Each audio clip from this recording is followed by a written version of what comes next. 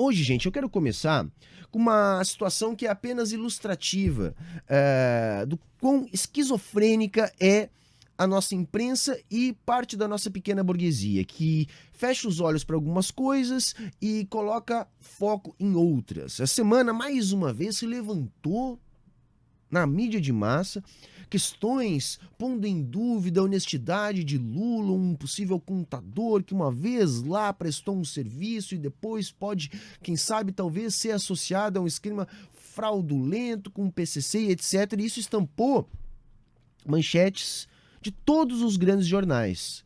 Quer dizer, num esforço hercúleo de fazer alguma ligação do ex-presidente que lidera as pesquisas, né, com o crime, né, com o PCC, com o dinheiro sujo. Enquanto que, por exemplo, o caso da compra escandalosa da mansão do Flávio Bolsonaro não tem a devida repercussão, mesmo quando se tem fatos novos, como, por exemplo, o fato da semana passada. Flávio Bolsonaro comprou uma mansão em Brasília por 6 milhões de reais. Isso mesmo, 6 milhões de reais.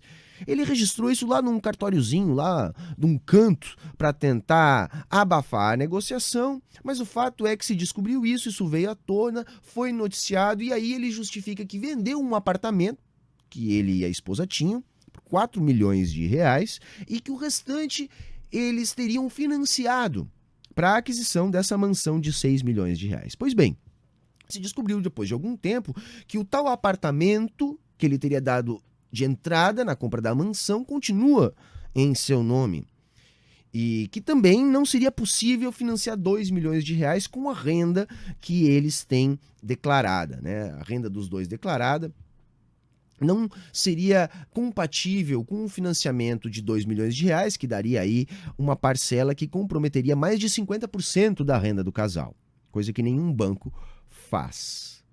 Então, diante da saia justa, ele anuncia que não, ele comprou esta mansão por 6 milhões de reais com o que ele ganhou como advogado.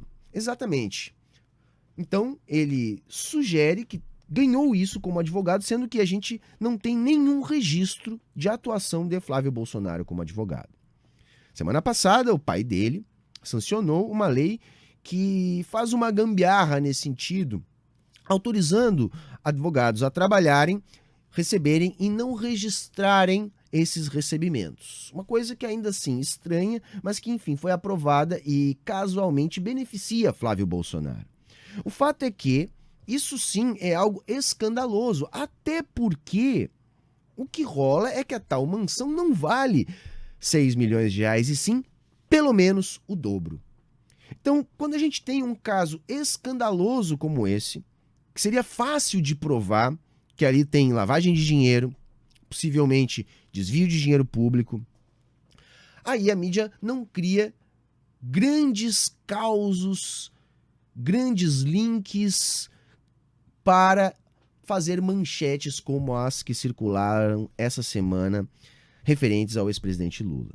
Então eu quis começar com isso até porque nós estamos percebendo mais uma vez movimentação do Bolsonaro conforme as pesquisas vão dando cada vez mais vantagem ao presidente Lula. Ele já tentou cancelar pesquisas na semana passada, conseguiu até uma delas, continua utilizando os militares para pressionar o TSE, continua utilizando do discurso da ameaça às urnas, continua tentando de todas as formas criar um ambiente que lhe dê condições de questionar o resultado das eleições. Então é importante que a gente também mostre esse tipo de situação. Bolsonaro, ele tenta impedir todo e qualquer tipo de investigação referente à sua família, a seus filhos e a ele próprio. Como, por exemplo, as 4 trocas na PF sempre que alguma coisa o incomoda.